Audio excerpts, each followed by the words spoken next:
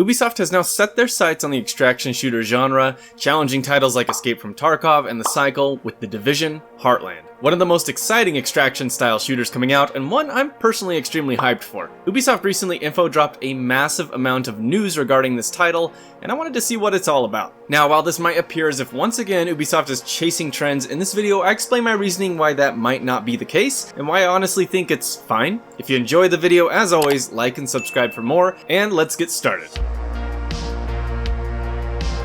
So what is The Division Heartland? Well, let's go back. The Division to me is one of the coolest premises and franchises in gaming, and while it doesn't always live up to its potential, I still think both the first and second have been solid and extremely fun looter shooters. I just love the aesthetic of the Division agents and their enemies, and the semi-post-apocalyptic world they fight to survive within. The idea of the dollar flu and the devastation of the virus is more applicable than ever in a post-COVID world, of course, and the idea of playing as essentially Judge Dredd, acting as judge, jury, and executioner within this world is a very interesting take on what could have been an extremely generic setting. However, Heartland takes us away from the incredible cityscapes of New York and Washington, D.C., and instead drops us into rural America and the mysterious small town of Silver Creek. A full cinematic trailer was dropped alongside the gameplay trailers, and basically set the stage for this new title in the Division series. The Too Long Didn't Watch summary is a variant of the dollar flu is occurring in this small town, and it's up to you to find out what is happening and why. Being a survival multiplayer extraction shooter, I imagine it will be extremely light on story and really only meant to serve as a backdrop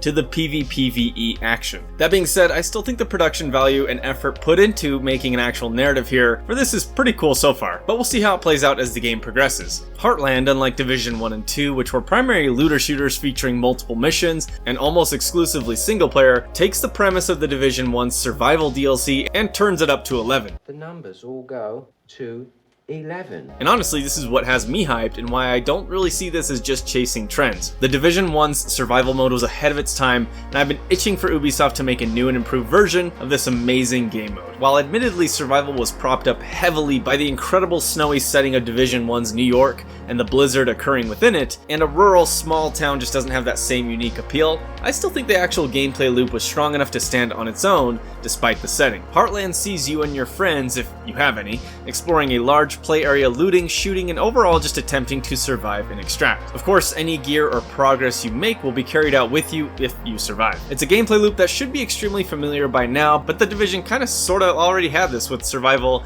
and the Dark Zone, so it's not really playing copycat. This is a refinement of a gameplay loop that has existed in the series almost since its inception, and I'm glad to see it being more streamlined and updated and fleshed out more fully to include deeper mechanics and deeper progression. However, again, Heartland isn't just a straight copy of other extraction shooters, it seems to feature some pretty unique elements that have me intrigued. First, of course, is the extremely solid Division third-person shooter gameplay. I always enjoyed these games both in PvE and PvP, and while it wasn't always balanced, the movement and shooting mechanics always felt great. Heartland seems to be expanding these movement options as well by adding things like dedicated crouching and sliding, which I'll admit looks a bit goofy given the other extremely realistic animations and movement mechanics, but I'm still happy to see that they're mixing up the gameplay and expanding it. Second, Heartland has a unique day-night cycle that reminds me of something like Dying Light, where nighttime provides much greater challenges including PvP and more dangerous enemies, with daytime focusing more on PvE and exploration and looting. I think this is a really cool way to balance for both players that love PvP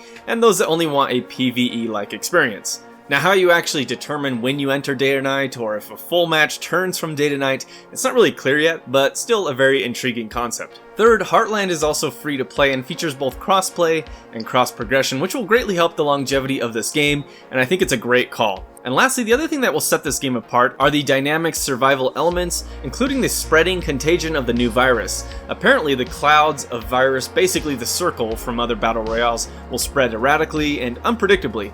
While you can survive the contamination by crafting or looting filters for your gas mask, it seems like it will be a deadly enough obstacle that it will really impact the flow and choices you make within the game. Put simply, the Division Heartland seems to hit all three key elements I identified in my bafflingly viral for me, extraction shooter video. that being solid progression and survival elements, and the ability to form a narrative for you and your squad mates as you explore this new world. What remains to be seen for me is how balanced and interesting the loot and gear will be. While this isn't hypercritical for me personally, as my favorite game in the genre, Hunt Showdown, honestly doesn't really feature the most interesting loot, I still think it's important enough to call out. I'm also really interested to see how difficult and balanced the PvE will be. Will the AI just be a nuisance or simple obstacle, or will they present legitimate threats to the players? I don't know. It remains to be seen, and I'm excited to see what they reveal next. Frankly, I think Heartland has massive potential, and I'm interested in seeing what they reveal for it. And while I will of course go collect my massive check from Ubisoft now, I still think this is one to have on the radar. That's it for me. Let me know your thoughts on The Division Heartland. Do you think it has potential, or will it go the way of Hyperscape and fail to capture an audience? Thanks for watching. Until next time.